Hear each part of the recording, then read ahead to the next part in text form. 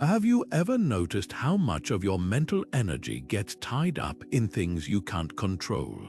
That gnawing anxiety when a plan falls apart, the frustration when someone lets you down, or the heavy weight of clinging to a past that refuses to change.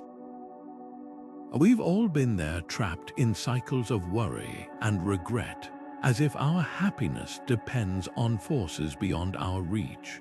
But what if there was a way to loosen that grip? A philosophy tested by time that teaches us how to meet life's turbulence with unshakable calm. 2,000 years ago, the Stoics faced wars, plagues, and personal tragedies, yet they cultivated a mindset so resilient, it still speaks to us today. Marcus Aurelius, the philosopher emperor, put it simply: you have power over your mind, not outside events. Realize this, and you will find strength. This isn't about suppressing emotions or pretending life doesn't hurt. It's about something far more profound: the art of letting go, not because you don't care, but because you understand the temporary nature of everything. Think of a leaf drifting down a river. Clinging to it only exhausts you, while releasing it allows you to move with the current. Stoicism offers us that same clarity. It's a toolkit for discerning what's truly ours to control: our judgments, our actions, our responses, and releasing the rest with intentional indifference. Imagine the freedom of no longer being hostage to external validation, missed opportunities, or the fear of loss. Imagine facing each day with a quiet confidence, knowing that no matter what happens, you have the inner resources to navigate it. That's the journey we're starting today. Together, we'll explore Stoic practices that strip away unnecessary suffering, replacing it with purposeful detachment. You'll learn how to reframe setbacks as training grounds, how to dissolve irrational fears, and how to find peace in the midst of chaos. This isn't just philosophy, it's a transformation. By the end, you'll have concrete steps to cultivate emotional resilience, not as a distant ideal, but as a daily practice. So take a deep breath. The path to letting go begins here. Here's a truth that stings at first but liberates in time. Most of what we desperately try to control was never ours to hold. The Stoic teacher Epictetus drew a line so sharp it cuts through our modern anxieties even now. Some things are up to us, and some things are not. Your opinions, your desires, your reactions, those belong to you. But the job promotion, the weather, or how others perceive you, those lie firmly in the "not up to us" column. Yet how often do we exhaust ourselves trying to bend these externals to our will? Seneca watched people rage against aging, against losses, against the inevitable turning of seasons, and he wrote, "Fate leads the willing and drags the unwilling." You can either flow with life or be dragged by it, but the river moves either way. Consider someone pouring years into a career only to face an unexpected layoff. The initial reaction might be despair, a sense of personal failure. But Stoicism asks, did you ever truly control the company's decisions, the market's fluctuations? What if, instead of tying your worth to those unstable externals, you focused on what remained yours, your skills, your adaptability, your capacity to learn and rebuild? This shift in perspective doesn't erase the pain, but it does free you from the additional suffering of fighting reality. Try this. Take a moment to identify one area where you've been overestimating your control. Is it a relationship you're trying to force into a certain shape?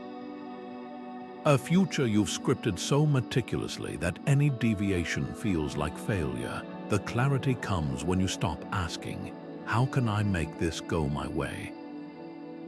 And start asking, how can I meet whatever comes with resilience and wisdom?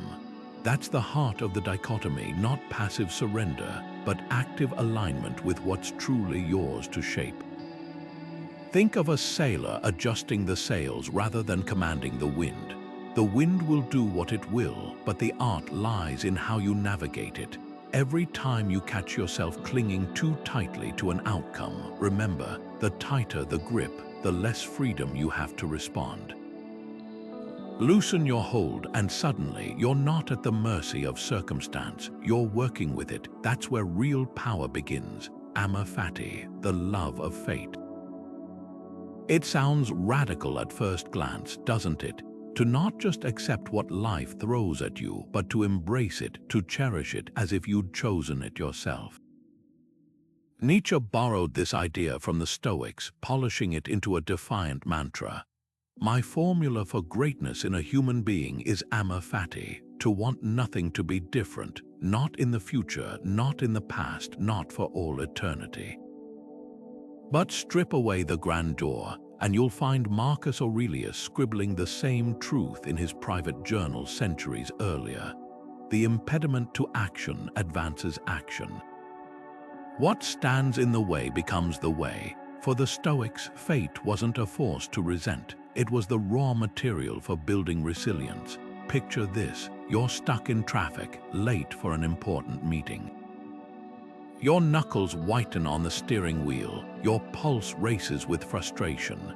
Now imagine another version of you in that same car, taking a slow breath, noticing the sunlight filtering through the trees lining the road, using the delay to listen to an audiobook you've been meaning to finish. The traffic hasn't changed, but your relationship to it has. That's amor fati in action. Resistance turns a minor inconvenience into suffering, while acceptance transforms it into an opportunity. The Stoics weren't preaching passive resignation.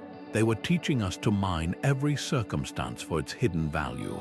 Marcus Aurelius faced betrayals, wars, and personal losses, yet his journals reveal a man who met each challenge with eerie equanimity. When you are offended by any man's fault, he wrote, turn to yourself and study your own failings. Even in adversity, he looked for the lesson, the chance to grow.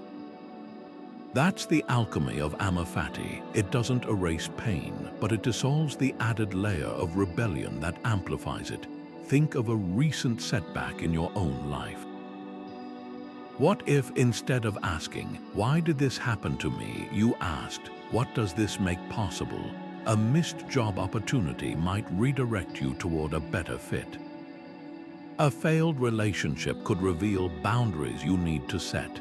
Even grief, as crushing as it feels, carves out space for deeper connections in its wake. This isn't about toxic positivity or pretending hardships don't sting. It's about recognizing that fighting reality is like trying to hold back the tide, exhausting and futile. The traffic jam will last as long as it lasts. The real question is, will you spend that time drowning in stress, or will you find a way to float? Amor fati is the choice to stop clenching your fists around the uncontrollable and instead open your hands to whatever comes next. So here's an invitation. Pick one challenge you've been resisting lately. What might shift if you treated it not as an obstacle, but as part of the path itself? Picture yourself floating high above the earth, watching the sprawling cities shrink into tiny grids, the oceans blending into the horizon, and the countless lives unfolding like brief flashes of light. This is the Stoic exercise called the view from above, a mental shift so powerful it dissolves pettiness into perspective. Marcus Aurelius practiced this often, reminding himself, keep before your eyes the swiftness with which all that exists is swept past us and carried away. How small a part of the boundless abyss is assigned to each of us, and how soon we vanish into it. When you zoom out far enough, the grudges we cling to, the slights we magnify, even the conflicts that feel all-consuming, they start to look like dust motes swirling in a sunbeam. Try it now with something that's been weighing on you. That argument with a coworker, the neighbor's careless remark, the plan that didn't go your way. Now imagine viewing it from space, not just physically distant, but temporally too. How much will this matter in 10 years, in 50, in a century? The Stoics weren't asking us to belittle our struggles, but to see them in their true proportion. A missed train feels like a crisis in the moment, but from a cosmic vantage point, it's a blip. The key isn't to dismiss your feelings, but to anchor them in something steadier than fleeting emotions. Here's how to make this practical. Next time you're tangled in resentment or anxiety, close your eyes and mentally rise above it. Watch the scene unfold as if you're a satellite looking down. Notice how small the players seem, how brief the interaction. That person who offended you, they're navigating their own struggles just as you are, the problem that feels monumental. It's one thread in a vast tapestry. This isn't about detachment from life. It's about attachment to what truly lasts. The wider your lens, the quieter the noise becomes. So ask yourself, what would your current worry look like if you saw it from the edge of the galaxy? Would it still demand the same energy, the same clenched fists? Or would you loosen your grip, letting it take its place among the countless moments that shape but don't define your existence? The view from above doesn't solve problems for you, but it does something just as vital. It gives you the clarity to see which problems are worth solving at all. There's a Stoic practice so counterintuitive, it feels like staring into the dark to find light. The Romans called it premeditatio malorum, the premeditation of evils. At first glance, it might sound like dwelling on worst-case scenarios, but Seneca revealed its true purpose. He robs present ills of their power who has perceived their coming beforehand. This isn't pessimism, it's emotional inoculation. By mentally rehearsing adversity, you strip fear of its ability to ambush you. Imagine a fire drill. No one expects the building to burn down, but practicing the escape route means panic won't cloud your judgment if smoke fills the hallway. Take the fear of losing a job. Instead of anxiously avoiding the thought, the Stoic would sit with it deliberately. What if my company downsizes tomorrow?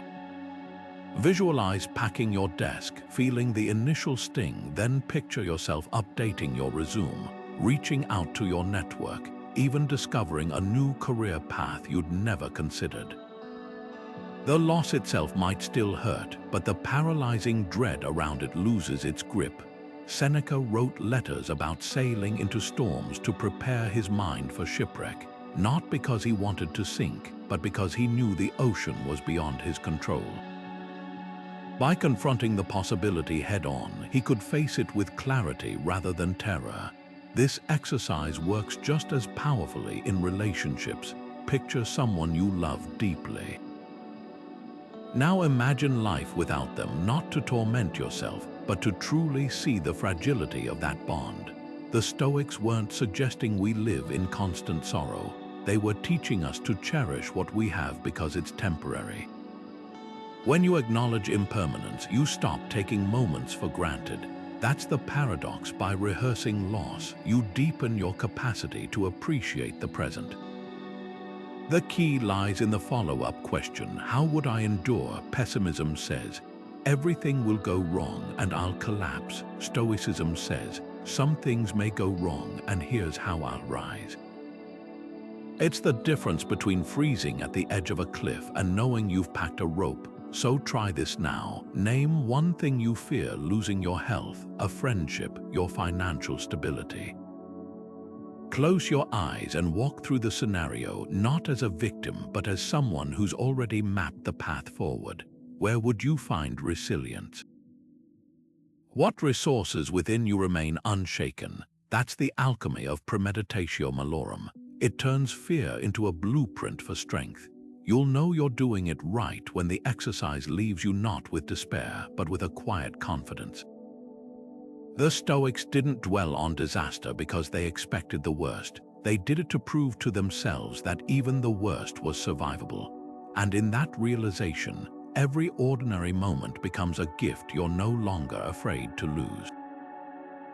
Epictetus drew a line in the sand of human longing with a question that still cuts deep. what belongs to me and what does not. He called natural desires those rooted in our basic needs: food when hungry, shelter when cold, connection when lonely. Unnatural desires, those are the endless whispers of more: the upgraded phone when yours works fine, the validation from strangers online, the perfect life that taunts you from curated social media feeds. The Stoics weren't ascetics, they were realists. They knew that when we chain our happiness to things we can't control or don't truly need, we hand over our peace as collateral. Musonius Rufus put it bluntly: excess is not wealth's child, but greed's. Every unnecessary want we cultivate is a weight we choose to carry. Modern consumerism thrives by convincing us that desire is a compass pointing toward happiness. But look closely, that adrenaline rush from a new purchase fades within days, leaving you scanning for the next fix. The Stoic alternative isn't deprivation, it's discernment. Wanting less isn't about living in scarcity. It's about creating space for what actually nourishes you. Imagine two travelers. One staggers under a backpack stuffed with gadgets they never use, while the other walks freely with just a flask of water and sturdy shoes. Both cover the same ground, but only one enjoys the journey. Here's the subtle trap: we mistake the thrill of acquisition for fulfillment. The dopamine hit of a "buy now" button, the temporary high of a compliment, these are flashes in the pan. True contentment comes from aligning your desires with what's enduring. Take ambition. There's nothing wrong with striving, but when your worth hinges on a promotion or a milestone, you've outsourced your confidence. Epictetus warned, freedom isn't achieved by satisfying desire, but by eliminating it. That sounds radical until you try it. When you stop craving external validation, no one can withhold it from you. So let's make this practical. This week, pick one desire to pause, not forever, just long enough to observe it. That extra coffee you don't need but autopilot buys anyway. The reflexive scroll through comparison-heavy apps, the impulse to vent when someone irritates you. Sit with the discomfort of not feeding that itch. Notice how the world doesn't collapse when you resist. What surfaces in that space? Boredom, restlessness. Curiosity, that's your mind recalibrating to a quieter frequency. The discipline of desire isn't about self-punishment, it's about reclaiming your attention from the tyranny of want and redirecting it toward what already is. Musonius Rufus ate the same simple meals whether hosting guests or dining alone, not because he couldn't afford more, but because he refused to let his happiness depend on it. That's the invitation here, to untangle your joy from the endless chase. When you do, you'll find something startling. The less you demand from the world, the more it feels like enough. There's a reason Marcus Aurelius' private journal survived 2,000 years not as a polished manifesto, but as raw, unfiltered self-dialogue. Those pages weren't meant for an audience. They were his nightly ritual of emotional alchemy, turning frustration into clarity and grief into wisdom. Stoic journaling isn't about recording events, it's about dissolving their weight. Think of it like this: venting pours emotion onto the page like spilling ink, leaving permanent stains. Reflective writing, though, it's more like mixing that ink with water, observing its swirls, understanding its composition, until it dissipates into something you can see through. Start with observation. Don't judge the emotion, name it. Today, I felt resentment when my colleague took credit for my idea. Holds more power than, I'm so angry I can't think straight. The Stoics called this prosoch attention without attachment. It's the difference between staring at a storm and becoming the storm. Next comes analysis. Ask, what part of this is within my control? Did my reaction serve me? Marcus often wrote as if counseling a friend. You cry because you lost the necklace. Foolish, you still have the gold. Finally, release. Close with an intentional act, a line of gratitude, a commitment to action, even physically tearing the page. The ritual matters. It signals to your mind, this has been processed, not stored. Modern life offers endless outlets for venting: group chats, social media rants, the echo chambers of outrage. But catharsis isn't the same as clarity. Typing "my boss is the worst" might feel satisfying, but it locks you in a loop of victimhood. Reframing it as "my boss's criticism stung because it tapped into my fear of inadequacy" shifts the focus inward, where change is possible. Try this prompt tonight. What emotion am I ready to put to paper today? Not to dwell on it, but to hold it at arm's length, examine its edges, and decide how much space it deserves in your life. The page won't solve external problems, but it will reveal something far more valuable: the patterns of your own mind. And once you see those clearly, you're no longer at their mercy. Marcus didn't journal to wallow, he journaled to free himself. His words weren't shackles, they were keys. Yours can be too. Epictetus once observed, "We suffer not from the events in our lives, but from our judgments about them." Those words cut to the heart of Stoic mindfulness, a practice far older than meditation apps, yet startlingly relevant today. Consider how often your imagination hijacks the present moment, replaying an awkward conversation from yesterday, rehearsing a worst-case scenario for tomorrow, or gnawing on a problem you can't solve right now. The Stoics recognized this mental time travel as the root of unnecessary pain. They didn't need notifications reminding them to breathe. They cultivated awareness like a daily discipline. Modern life bombards us with distractions masquerading as productivity. You might be scrolling through emails while half listening to a podcast, simultaneously planning dinner, only to realize an hour has passed in a blur of shallow attention. The anxiety of multitasking doesn't come from the tasks themselves, but from our fractured presence. Seneca warned against this 20 centuries ago. Life is divided into 3 periods: past, present, and future. Of these, the present is short, the future doubtful, the past certain.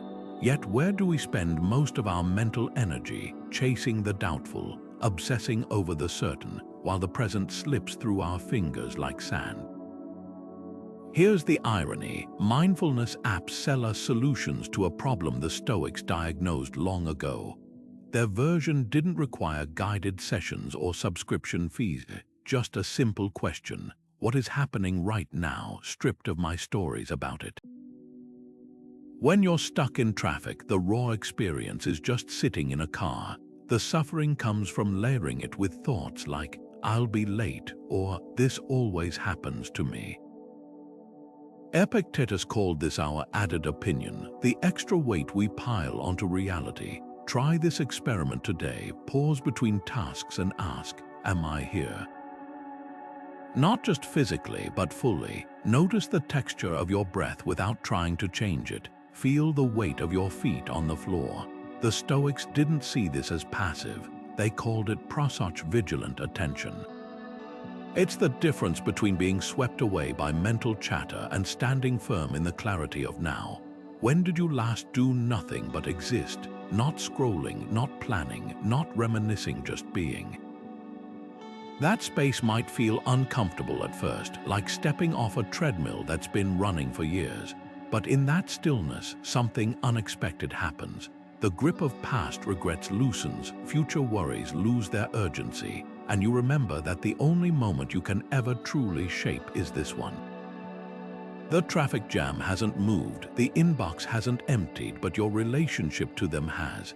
That's the power of Stoic mindfulness, not changing what's outside, but transforming what's within. Imagine a red notification pops up, a comment laced with sarcasm under your latest post. Your fingers fly toward the keyboard, heart pounding, ready to fire back. Now freeze that moment. That split second between provocation and reaction is where Stoic wisdom turns instinct into choice. Seneca called it the first movement, the initial flash of anger or hurt that's biological, involuntary. But what comes next, that's where freedom lies. He wrote, "The best remedy for anger is delay," advising his students to count breaths until the pulse steadies. Not to suppress emotion, but to create space for something better than reflex. Modern outrage culture runs on instant reactions, knee-jerk tweets, snarky comebacks, the dopamine hit of clapbacks. But every time we surrender to that impulse, we hand over our agency. The Stoic pause isn't passivity, it's reclaiming your right to respond rather than react. Think of a martial artist sidestepping a blow. The energy that would have knocked them flat now whizzes harmlessly past. Social media thrives on emotional wildfires, but what if you refused to be the kindling? Here's the practice. Next time your chest tightens at a provocation, a rude email, a cutting remark, let your hands go still. Breathe in for 4 counts, hold for 4, exhale for 6. 10 seconds total. In that space, ask, will this response serve me? Not, is it justified? Revenge always feels justified in the moment, but does it align with the person you choose to be? Marcus Aurelius framed it as a question of dominion. You always own the option of having no opinion. Things can't shape our decisions without our consent. The pause works because it disrupts the feedback loop between stimulus and habit. Like unplugging a machine mid-cycle, it forces the gears to stop grinding. Try it today with something minor: the coworker who interrupts you, the driver who cuts you off. Notice how the urge to win softens when you stop feeding it immediacy. Anger is like drinking poison and waiting for the other person to get sick. The Stoic alternative: let the poison evaporate in the sunlight of awareness. Seneca knew this intimately. As Nero's advisor, he faced daily provocations that could have cost him his life. His survival tactic wasn't suppression. It was the disciplined use of that critical gap between feeling and action. Hold back your impulse, he wrote. Its first heat is fierce but feeble. That's the secret. Impulse weakens when deprived of instant fuel. Your power grows not in the reaction, but in the space before it. So here's your challenge. For the next 24 hours, turn one reactive moment into a ritual of pause. Watch the heat rise, then watch it fade, not because you're passive, but because you've chosen something stronger than a fleeting victory. The comment section will still be there, but your peace, that's too precious to leave in someone else's hands. Marcus Aurelius scribbled a command to himself that cuts through 2,000 years of noise. Waste no more time arguing what a good man should be. Be one. The simplicity stings. How many hours have you spent mentally rehearsing defenses against criticisms that never came? How often have you dimmed your light because someone might disapprove?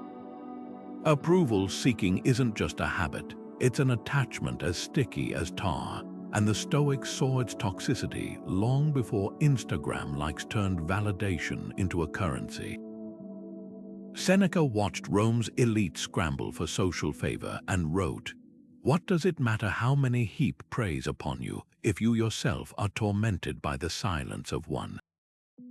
The faces change, but the game remains the same. Consider this: in ancient Rome, gossip spread through bathhouses and dinner parties.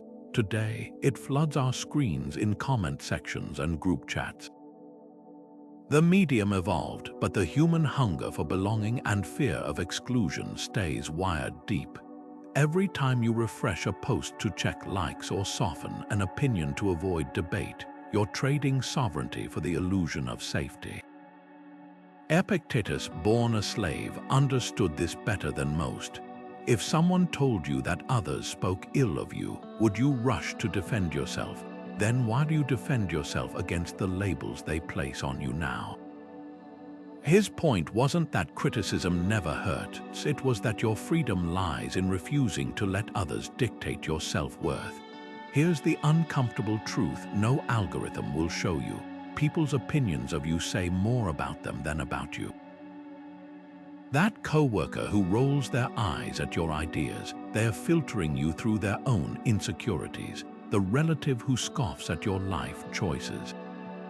They're measuring you against scripts they didn't write. Even praise can be a cage if you start depending on it. Marcus called this out plainly. It never ceases to amaze me. We all love ourselves more than other people, yet care more about their opinion than our own. Try this audit, whose judgment weighs on you unnecessarily. Not the constructive feedback from mentors you respect, but the imaginary critics living rent-free in your mind. The barrister who might think your order is weird, the acquaintance whose approval you fish for with humble brags. Write 3 names, real or abstract, then ask, what power am I handing them? The exercise isn't about dismissing all external perspectives, but about spotting where you've confused observation with obligation. Visualize your energy as a finite resource. Every moment spent agonizing over perceptions is a withdrawal from the account of your purpose. The Stoics didn't advocate indifference to others, they practiced discernment. There's a world of difference between kindness and capitulation, between considering feedback and outsourcing your worth. Zeno, founder of Stoicism, famously said, "Better to trip with the feet than with the tongue." Notice he didn't say, better to never trip at all. The goal isn't perfection in others' eyes, but integrity in your own. So next time you feel that familiar tug toward people-pleasing, pause. Picture Seneca's Rome, Marcus' journal, Epictetus' classroom. The technology has changed, but the chains haven't. You still hold the key. Heraclitus stood by a rushing river 2,500 years ago and saw something most of us still struggle to accept. No man ever steps in the same river twice. The water moves, the banks shift, even the man himself is no longer quite the same. The Stoics took this observation and forged it into a tool for liberation. Because here's the paradox: we suffer not from life's impermanence, but from our stubborn refusal to honor it. We build houses on riverbanks and act shocked when the foundations wash away. Epictetus watched students grieve the turning seasons and asked, "Would you blame autumn for following summer? Then why rage when your child leaves home, your face gathers lines, or your favorite cafe closes?" Resistance to change doesn't stop the tide. It only ensures you drown in the attempt. Consider 2 parents watching their teenager pack for college. One clutches at sleeves, rearranges suitcases, and whispers, "Don't go." The other stands in the doorway, breathing through the ache, noticing how sunlight catches dust motes in the empty room. Both feel the loss, but only one adds change to it. The Stoic distinction lies here. Pain is inevitable when bonds loosen, but suffering is optional. Marcus Aurelius framed it as physics. Everything exists for a moment, then is gone. Nature delights in change. That diploma on your wall, already a relic. The body that ran marathons at 30, a different vessel now. Even grief, if left unclenched, softens into something bearable with time. The modern world feeds us illusions of permanence, subscriptions that auto-renew, careers meant to last decades, anti-aging creams promising to freeze time. But beneath the surface, the river never stops moving.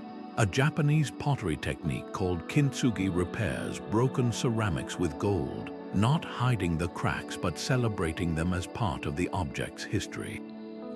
There's profound Stoic wisdom in that. Wholeness doesn't mean remaining unbroken, but embracing each fracture as part of your evolution. So here's your challenge tonight. Light a candle and watch the flame dance. Notice how it never holds the same shape twice. Then ask yourself, what am I pretending is permanent? That friendship that's already drifting, the job security that evaporated last quarter. The version of yourself you keep comparing to the present, name it, honor it, then loosen your grip just enough to let the river flow, because the great secret the Stoics knew, the one we keep rediscovering, is that freedom lies in the release, not the clinging. Every ending carries the scent of a beginning if you're brave enough to inhale. Forgiveness wears a disguise in our culture. It's often framed as weakness, as letting someone off the hook. But the Stoics saw it differently, not as absolution for the offender, but as oxygen for the offended. Marcus Aurelius scribbled a reminder to himself after facing betrayal. When someone wrongs you, ask yourself, what faulty belief led them to this? That single question reframes forgiveness from an emotional concession to an intellectual act of self-preservation. Resentment, after all, is like drinking poison and waiting for the other person to die. The Stoics recognized this long before modern psychology confirmed that holding onto anger floods your body with stress hormones, tightens your muscles, and narrows your vision literally and figuratively. Consider a colleague who takes credit for your idea in a meeting. The initial sting is natural. But what happens next is a choice. Do you let that moment metastasize into weeks of bitter ruminations, imagining confrontations that never happen? Or do you follow Seneca's advice to treat your mind like a fire, feed it wisely, or it will consume you? Stoic forgiveness isn't about excusing the action. It's about refusing to let someone else's behavior dictate your inner climate. Picture two prisoners. One obsesses over the jailer's cruelty, while the other focuses on carving a key from scrap metal. Both are confined, but only one is truly trapped.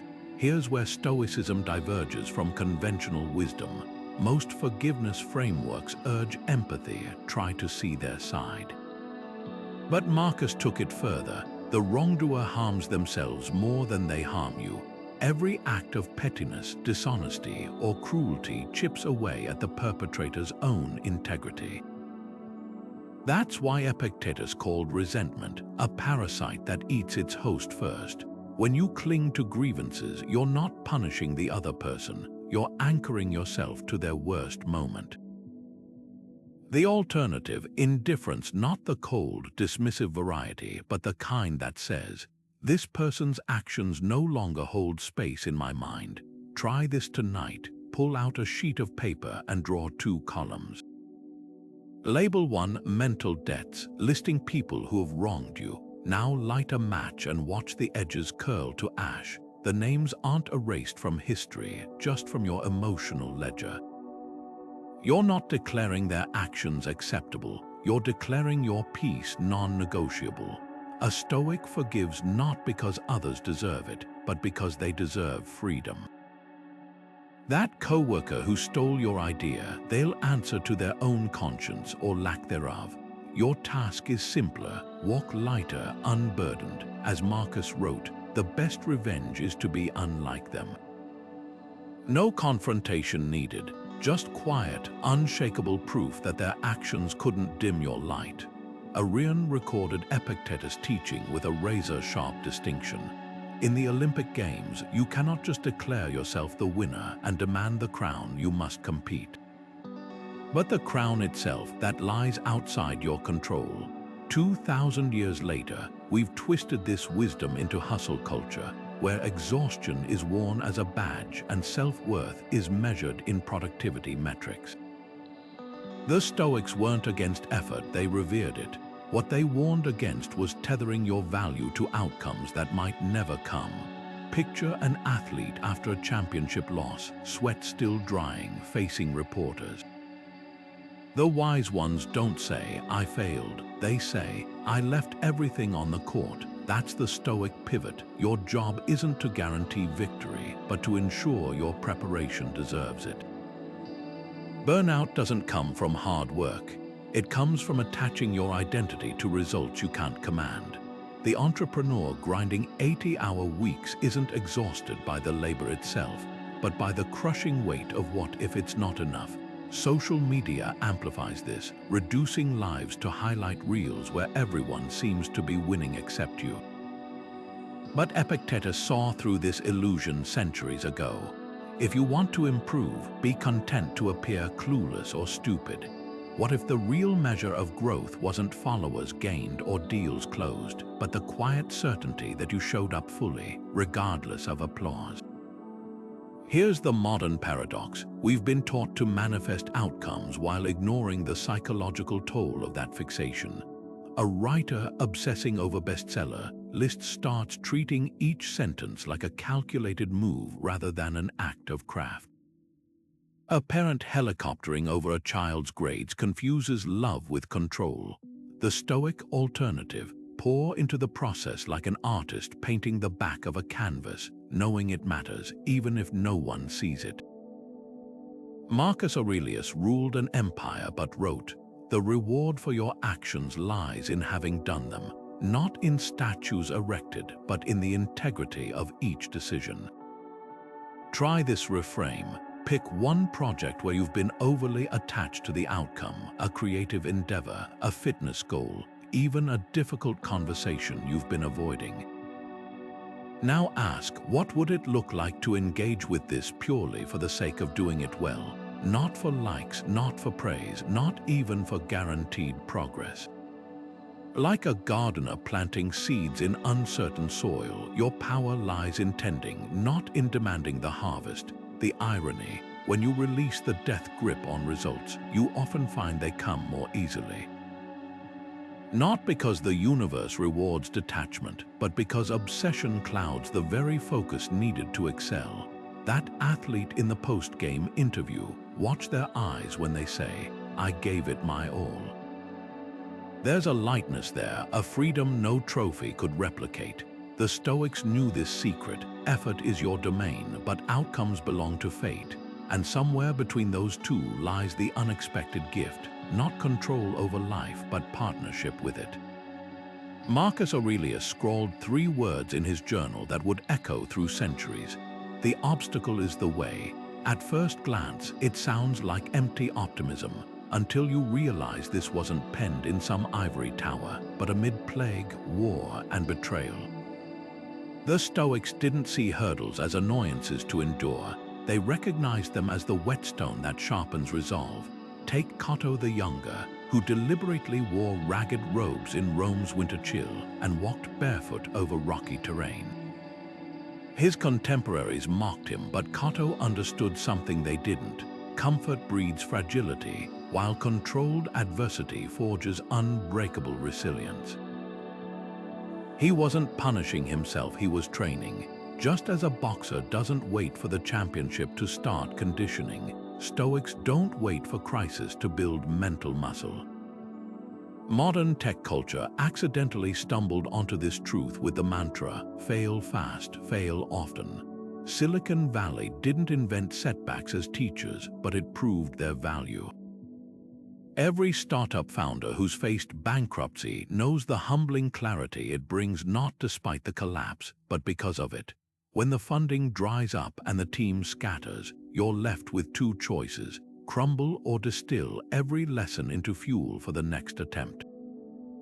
The obstacle, the very failure that seemed catastrophic, becomes the curriculum.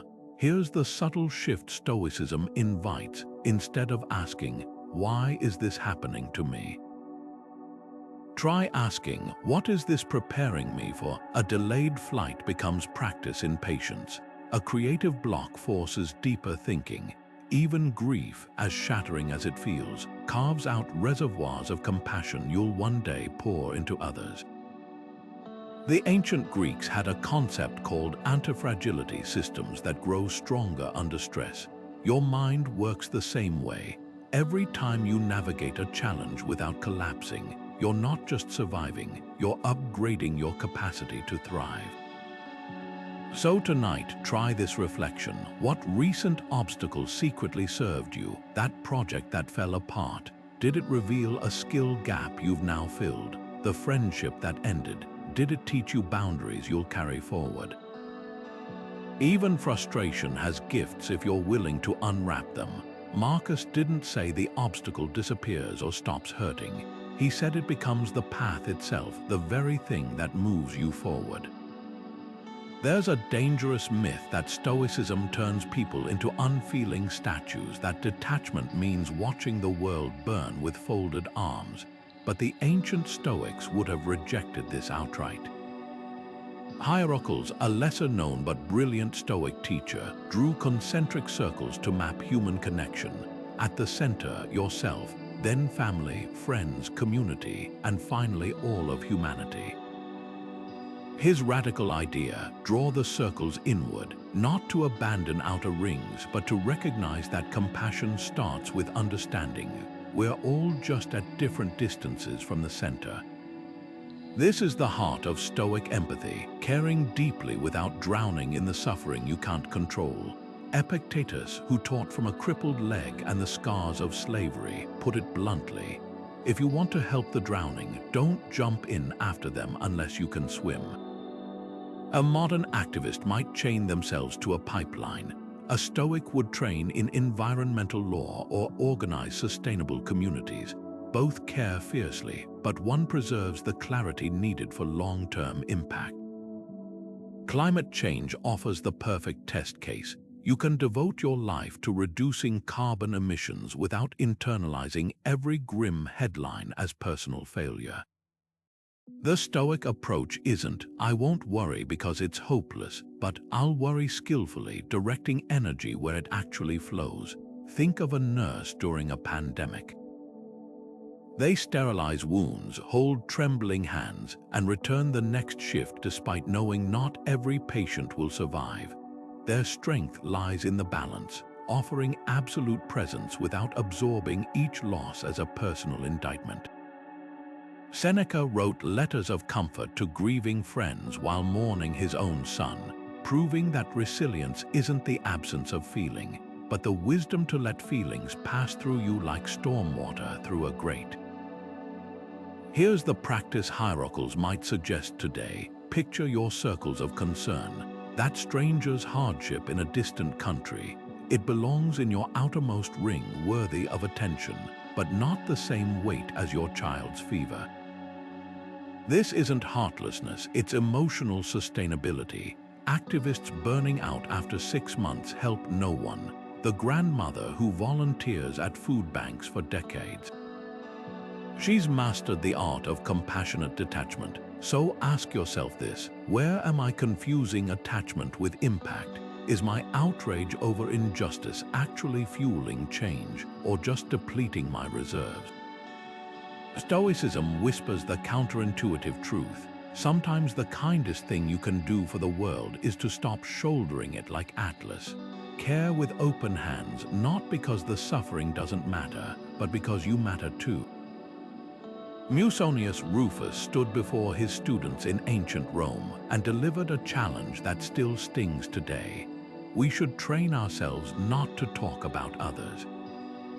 Not because gossip is morally wrong, though it often is, but because every word about someone else's flaws steals focus from refining our own. Imagine walking through a garden where instead of tending your plot, you spend hours critiquing your neighbor's weeds. That's the poverty of idle talk. It leaves your own soil barren while creating the illusion of productivity. The Stoics recognized gossip as a triple theft. It robs your time, your integrity, and your peace. Modern technology has turned this vice into a sport. Scrolling through social media often feels like watching a gladiator arena of curated lives and public shaming. We dissect strangers' relationships, mock celebrities' missteps, and fuel outrage cycles, all while our own growth sits neglected. The ancient warning takes new urgency when a single viral tweet can dominate global attention for days. Seneca saw this coming. The mob is no less dangerous when it praises than when it condemns. Whether we're obsessing over someone's highlight reel or their downfall, we're still handing over our attention to what doesn't serve us. Here's the experiment Musonius might suggest today. Declare a verbal fast. For 24 hours, abstain not just from gossip, but from any conversation that doesn't either nurture relationships or cultivate wisdom. Notice how often your tongue defaults to commentary about others, their choices, their appearances, their drama. Like quitting sugar, the first day reveals shocking dependencies. That colleague's messy divorce, the influencer's tone-deaf post, they become mirrors showing you where your mind wanders when left unsupervised. The deeper cost emerges in quiet moments. Every minute spent dissecting others' lives is a minute stolen from building your own. Epictetus framed it as energy accounting. If your choices are beautiful, what need do you have to parade them? If they're not, why advertise the evidence? Modern psychology confirms this. Studies show gossip temporarily boosts self-esteem through downward comparison, but erodes long-term self-respect. Like junk food for the soul, it satisfies in the moment but leaves you emptier than before. Your challenge this week isn't to police others' conversations, but to notice one drama triangle you can step away from. That group chat dissecting a mutual friend's breakup, the water cooler speculation about management changes. Choose one and exit silently, not with grand declarations, but by redirecting the dialogue or simply disengaging. The Stoics weren't advocating isolation, they practiced purposeful speech. When you stop feeding the fire of idle talk, you'll discover something unexpected. The energy you once spent on others' narratives becomes fuel for writing your own. As Musonius put it, the more we say, the less we truly speak. Sometimes the most powerful statement is the conversation you refuse to have. Seneca wrote a letter to his friend Lucilius that would make any modern minimalist nod in recognition. Wealth is slavery disguised as freedom. He wasn't condemning money itself, but the illusion that possessions liberate us when they often do the opposite. Walk into any storage unit facility today, and you'll see the proof: boxes of forgotten items people pay to keep just in case. The Stoic distinction between ownership and stewardship cuts through this clutter. Owning implies control, as if that vintage jacket in your closet has power over your happiness. Stewardship whispers a different truth. You're just passing through, and everything you have is on temporary loan. Take the modern obsession with home size. A couple upgrades from a cozy apartment to a 4-bedroom house, only to spend weekends cleaning spaces they never use. The mortgage feels like an anchor, the empty rooms like accusations. Now imagine them downsizing, not because they can't afford it, but because they've asked Seneca's piercing question: does this serve my life, or am I serving it? Material minimalism isn't about deprivation, it's about discerning what deserves your attention. That extra bedroom isn't wrong, but the belief that it defines your success might be. Here's where identity sneaks in. That guitar gathering dust in the corner, you keep it not because you play, but because it represents the artistic persona you once aspired to. The designer handbag isn't just a purse, it's proof you've made it. The Stoics called these preferred indifference, things that can be useful but become dangerous when we fuse them to our self-worth. Epictetus owned a clay lamp. When it was stolen, he replaced it with an iron one, unfazed. His lesson wasn't own cheap things, but don't let things own you. Tonight, walk through your home and pick one object that whispers, "This is who I am." Maybe it's the bookshelf full of unread classics you display to appear intellectual, or the gym equipment that shames you more than it strengthens you. Hold it and ask, if I lost this tomorrow, what part of me would actually disappear? The answer might surprise you. True wealth isn't measured by what fills your space, but by what doesn't fill your mind. Death meditation might sound morbid until you realize it's the ultimate hack for cutting through life's noise. The Stoics called it memento mori, not a fixation on dying, but a razor to slice away trivialities. Marcus Aurelius began each dawn with this stark reminder: you could leave life right now. Let that determine what you do and say and think. Far from being macabre, this practice jolts us awake to what actually matters. Picture two versions of yourself, one dragging out a petty argument over dishes, the other aware time is short, choosing instead to watch the sunset with someone they love. Both scenarios unfold in the same lifespan, but only one recognizes its finiteness. Procrastination thrives on the illusion of endless tomorrows. That project you've delayed, the conversation you've avoided, the adventure you've postponed, all feed on the unspoken lie that there's always later. Memento mori shatters that myth. Seneca drilled this home with a brutal analogy. We are all chained to fortune, and the length of every man's chain is unknown. You might have decades left or mere breaths. The point isn't to live in fear, but to let that uncertainty sharpen your priorities. Ask yourself, if the next 30 days were all you had, what habits would you abandon instantly? The mindless scrolling, the people-pleasing, the self-doubt that masquerades as preparation, even grudges melt under this lens. That neighbor who never returns your tools, the relative who always backhanded compliments, how much mental real estate do they occupy in a life that's already slipping through your fingers? Epictetus offered a liberating refrain: when someone provokes you, remember they're mortal too. This isn't about excusing poor behavior. It's about refusing to let another's flaws become your emotional prison. Imagine standing at a funeral where both of you lie in caskets. Whatever slight felt so towering now seems laughably small. Here's the paradox: confronting mortality doesn't shrink your life, it expands it. The Japanese practice shokaiyoku no mushoku, losing appetite for worldly desires, emerges when people near death. They stop chasing status, stop hoarding possessions, and start savoring ordinary moments. The weight of a warm cup, the sound of familiar laughter. You don't need a diagnosis to access that clarity. Try writing your own eulogy tonight. Not the polished version for others, but the raw truth you'd want to live up to. Then ask, does how you're spending today align with that epitaph? The Stoics didn't meditate on death to depress themselves, but to distill life.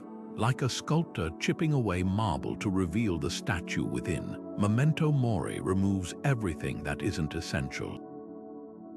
That meeting you're dreading, it's temporary. The embarrassment you're ruminating over, fleeting. Even the joys you cling to, your child's laughter, your favorite morning routine, are gifts precisely because they're not guaranteed. Mortality isn't a shadow to flee from. It's the light that makes everything shine brighter. So tonight, as you turn off the lamp, let the darkness remind you, this day was not a rehearsal. It was the performance, and tomorrow's show isn't guaranteed. Epictetus never held a smartphone, but his warning echoes through the ages. If you want to improve, be content to appear clueless or stupid in extraneous matters. Substitute extraneous matters with the endless pings of modern life, the dopamine hits of likes, the artificial urgency of notifications, and suddenly his ancient wisdom feels ripped from today's headlines.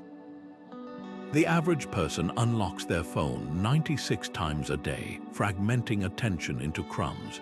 What would the Stoics say about this? They'd likely point to Seneca's letters, where he mourned how even wealthy Romans squandered their days on trivial entertainments. Life is long if you know how to use it. Our challenge isn't different, just digitized. Try this experiment. For the next 24 hours, turn every non-essential notification to silent. Not just your phone, your laptop, your smartwatch, even that blinking light on your coffee maker. Notice what happens. At first, there's phantom vibration syndrome. Your brain, trained like Pavlov's dog, anticipates alerts that never come. Then comes the quiet. That's when Epictetus' deeper lesson emerges. Distraction isn't just about the interruptions themselves, but about our conditioned need for them. Like a fish unaware it's swimming in water, we've normalized a state of perpetual partial attention. The notification fast isn't about willpower, it's about revealing the hidden cost of what we call connection. Now ask yourself, what digital attachment is masquerading as necessity?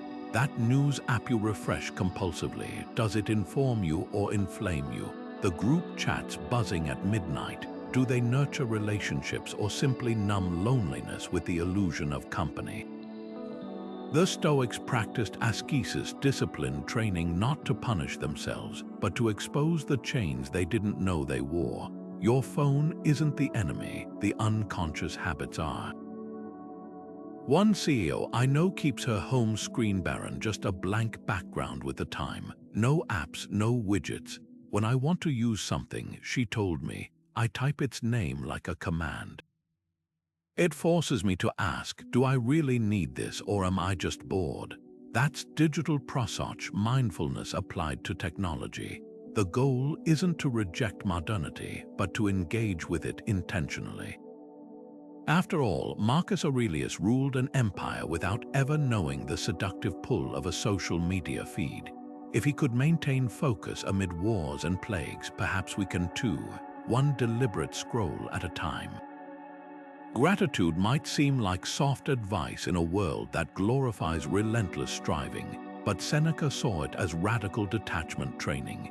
In his letters, he describes waking each morning and whispering, "This day is given to me, not as a promise, but as a temporary gift."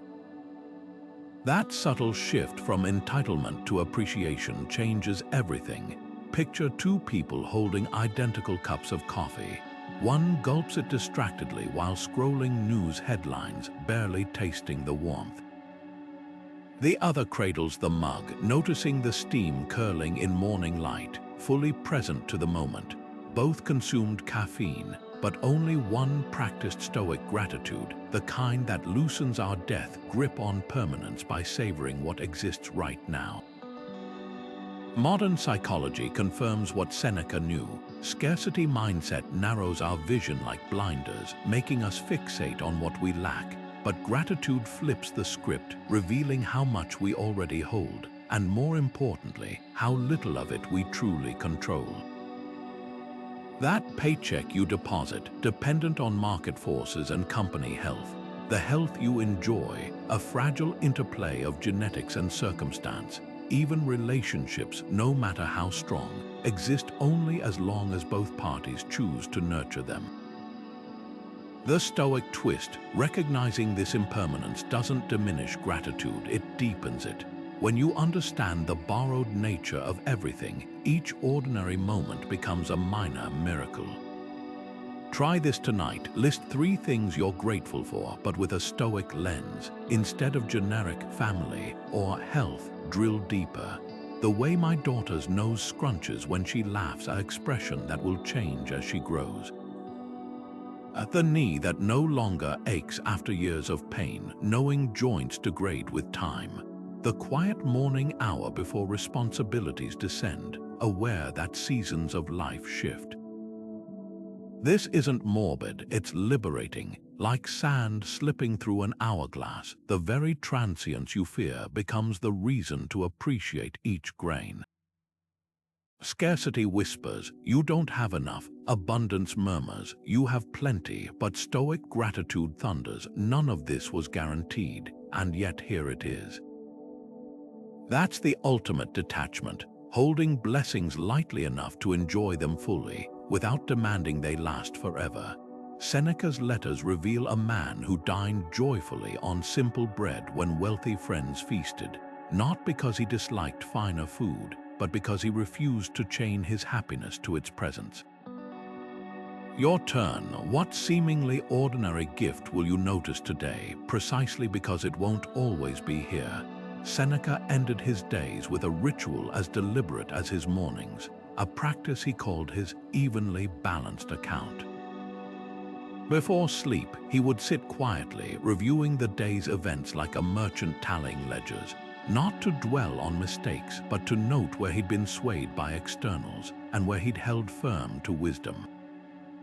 Picture this, the flicker of an oil lamp casting shadows as the great philosopher examined his own reactions not with self-flagellation, but with the detached curiosity of a scientist studying data.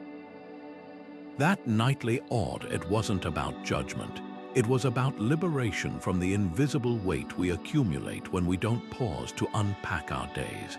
Modern screens sabotage this ancient wisdom in ways Seneca couldn't have imagined. That last scroll through social media before bed, it's not just stealing sleep, it's dumping a fresh load of emotional clutter onto your psyche right when you need stillness most. Studies now show the blue light from devices suppresses melatonin, but the Stoics would point to a deeper cost: the way doom scrolling or work emails activate our fight or flight response, leaving adrenaline coursing through veins that should be winding down. Your phone doesn't just keep you awake, it keeps you anchored to the very chaos you need to release. Here's where Stoic pragmatism meets modern science. Neuroscientists confirm that writing down worries before bed can reduce nighttime anxiety by up to 40%. The act transfers circling thoughts from your mind to paper, where they feel contained rather than limitless. Try this tonight. Keep a notebook by your bed and spend 3 minutes listing anything unresolved, not to solve it, but to acknowledge it. Then add this Stoic twist next to each item. Note whether it's within your control tonight. That presentation due tomorrow, you've prepared what you can, the rest waits for morning. That awkward conversation you're replaying, it's already in the past's immutable ledger. The simple act of categorization creates psychological distance, like storing luggage in a closet rather than tripping over it in your bedroom. Now the deeper challenge one Epictetus might whisper as you turn out the light. What thought can I surrender to tonight? Not suppress, not ignore, but consciously release, like unclenching a fist. Maybe it's the resentment over a coworker's remark, or the gnawing uncertainty about a decision. Visualize placing it in a wooden box labeled "Tomorrow's Concerns." The box won't vanish. Stoicism isn't naive, but it grants permission to temporarily set down what doesn't serve the present moment. Like a sailor securing gear before a storm, you're not abandoning responsibility, you're preparing to meet it with rested clarity. Consider the difference between two sleepers. One drifts off with a mind still arguing with the day, while the other, following Seneca's model, closes the mental ledger with intentionality. Both will wake to fresh challenges, but only one spent the night restoring the inner resources needed to face them. Your pillow was never meant to be a courtroom for replaying trials. It's a reset button, press it wisely. Thracia Peter stood before Nero's Senate, not with defiance but with quiet finality. When the emperor demanded flattery, he simply stopped attending. No grand speeches, no martyr's theatrics, just a man who'd calculated the price of his integrity and paid it without fanfare. Tacitus recorded his last moments. Surrounded by grieving friends, Thracia sliced his wrists and sprinkled blood on the ground as an offering to Jupiter the Liberator. Even in death, he framed his exit not as defeat, but as emancipation. Centuries later, his choice still whispers a challenge. What toxic systems do we prop up through mere presence? Modern parallels aren't hard to find. Think of actors like Daniel Day-Lewis retiring at his peak, or athletes like Björn Borg walking away from Wimbledon at 26.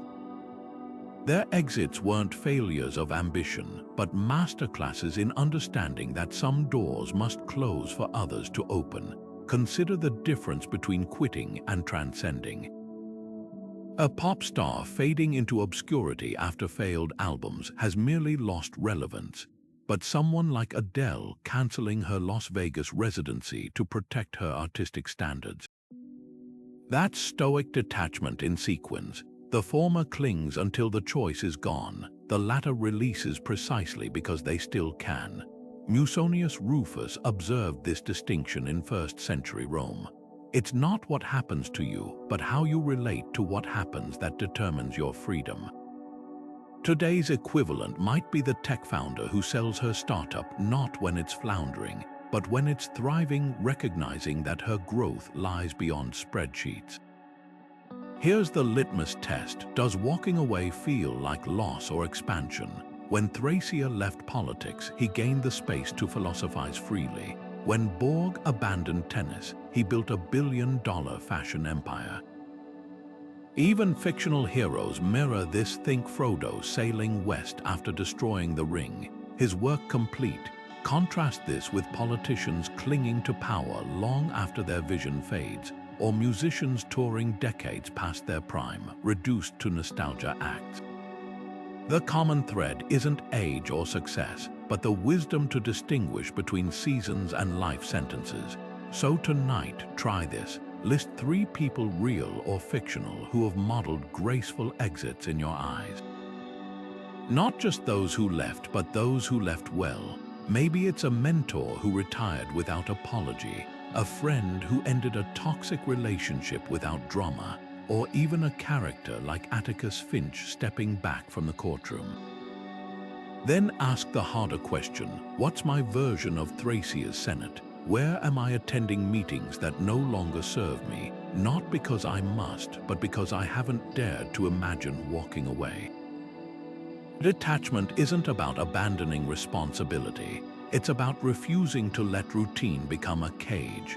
As Thracia's blood soaked into the earth, his final words weren't of regret, but reminder. We pour libations to the gods not for what we keep, but for what we release. Laughter might seem like the last tool in a Stoic's toolkit until you read Marcus Aurelius' private journals, where he regularly poked fun at his own pretensions. When was the last time you took yourself too seriously? He'd ask, mocking his tendency to lecture rather than listen.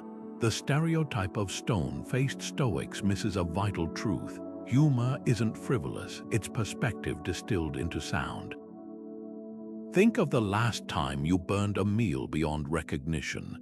In the moment, frustration flares, but later, recounting the disaster to friends, the same failure becomes comedy.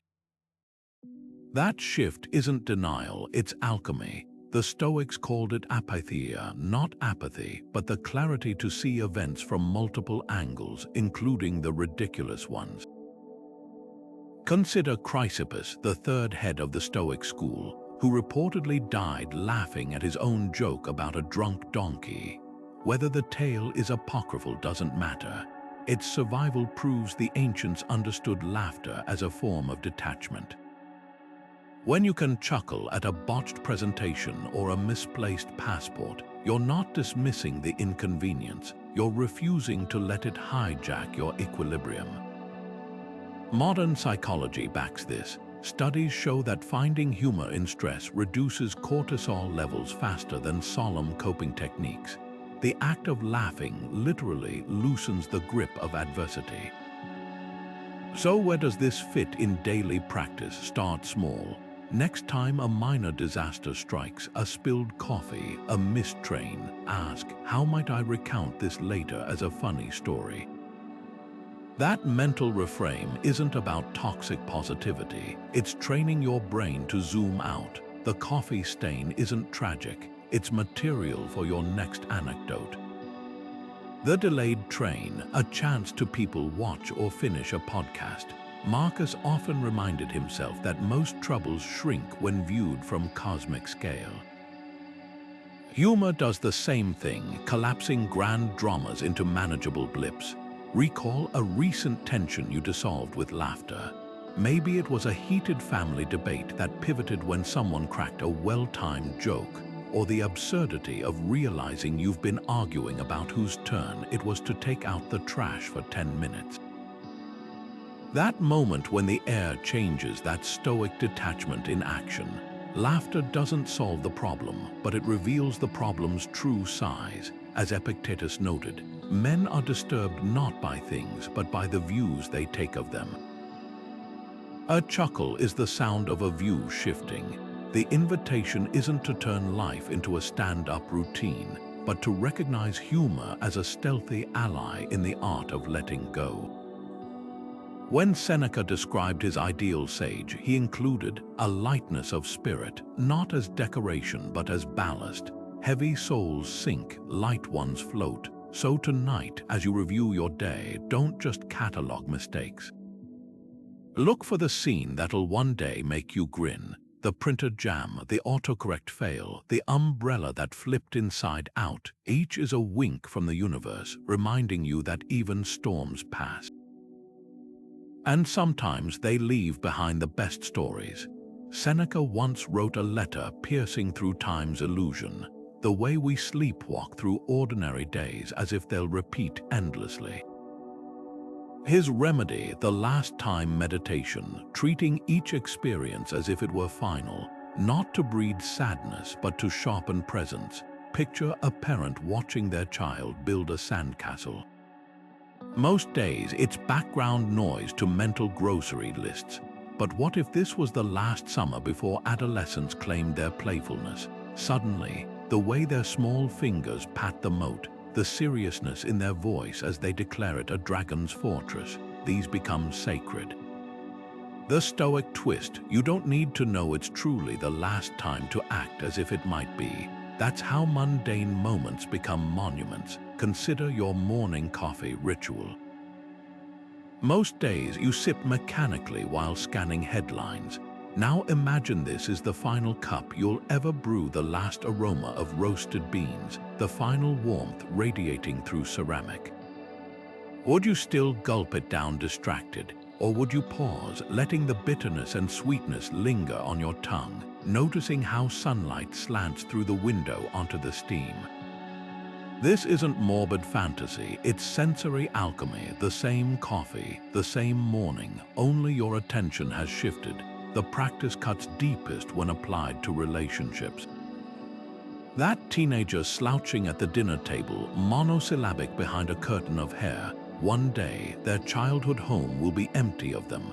The messy art projects cluttering the fridge, the shoes perpetually kicked off by the door. These are temporary installations in the gallery of your life.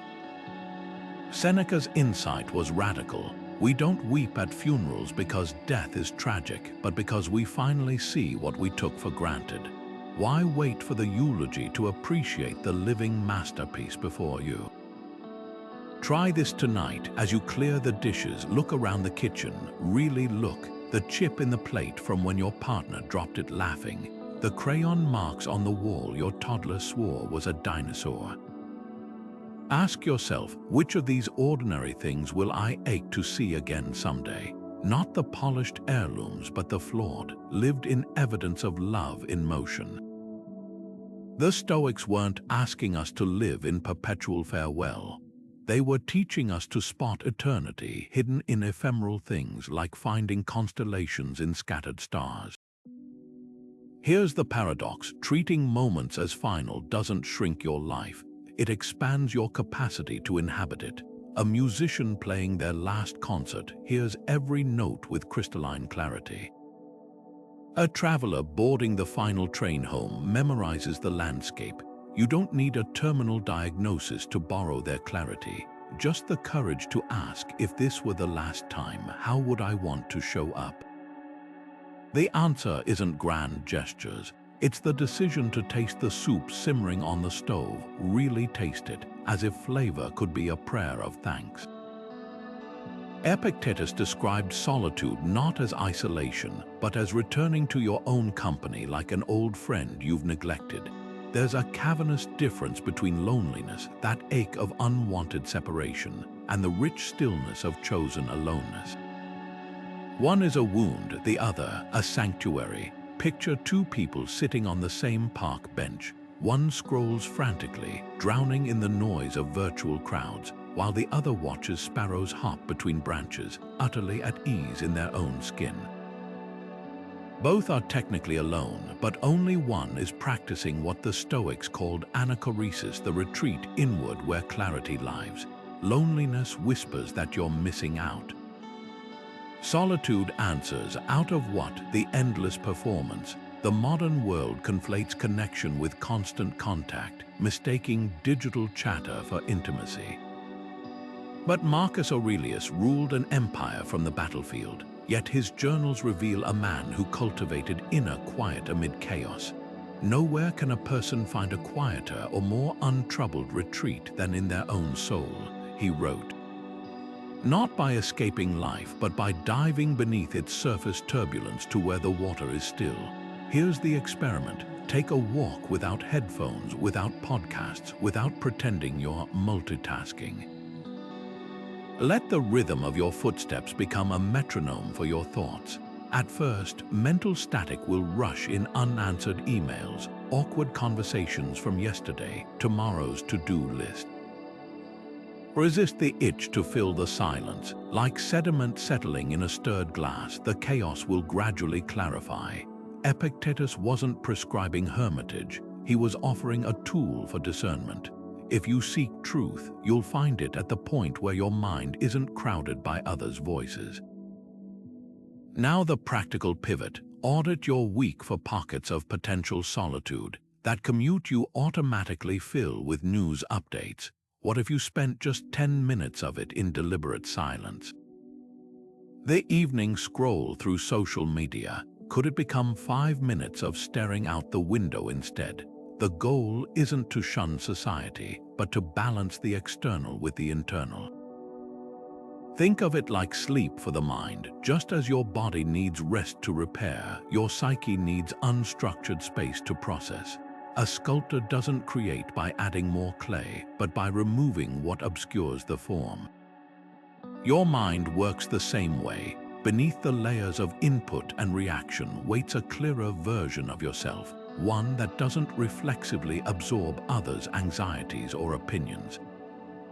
This is the paradox the Stoics uncovered. By retreating inward, you don't shrink your world, you deepen it. So tonight, try this. Before bed, sit somewhere ordinary, a kitchen chair, the edge of the bathtub, anywhere you're usually rushing through. Set a timer for 3 minutes and do nothing but breathe. Not meditating, not optimizing, just existing. The first time, it might feel awkward, but soon you'll recognize something startling. Those quiet moments weren't empty. They were waiting for you. What if everything we've explored about control, impermanence, and presence could be distilled into a single day? Imagine waking tomorrow and moving through the world as if you'd already internalized the Stoic art of letting go, not as theory, but as lived experience. The paradox at the heart of this philosophy is that surrender isn't defeat, it's the ultimate act of reclaiming sovereignty. When you stop wrestling with what was never yours to command, you free up energy for what truly is, your attention, your values, your next breath. Seneca's assertion that life is long if you know how to use it takes on radical meaning when you consider how much time we lose clinging to illusions, the illusion of permanence, the illusion of control, the illusion that happiness lies somewhere other than here. Think of a river narrowing through a canyon. The walls press in, the current quickens, it seems like confinement, but the water doesn't fight the rock. It flows where resistance is least, carving grand landscapes over time. That's the subtle shift Stoicism invites, not resignation, but intelligent adaptation. The argument you're replaying, the regret you're nursing, the future you're trying to script, these are your canyon walls. What might happen if you stopped pushing against them and let the current carry you toward wider waters? Here's your challenge. For the next 24 hours, choose one Stoic lens to apply like a filter on your world. Maybe it's the dichotomy of control, pausing before reacting to ask, is this mine to change? Perhaps it's Amor Fati, meeting inconveniences with curiosity. What might this make possible? Or try the view from above, mentally zooming out when stressors loom large. The goal isn't perfection, it's noticing. Like training muscles, every conscious choice strengthens your capacity for detachment. As this journey closes, consider Seneca's candle metaphor. Life isn't measured by the length of the wick, but by the brightness of the flame. Each practice we've explored, journaling, premeditation, mindful pause, isn't about adding more to your days, but igniting what's already there. So tell me this, which spark will you carry forward? The comment section awaits your choice, but more importantly, your life does. The river's moving. Will you fight the current or flow?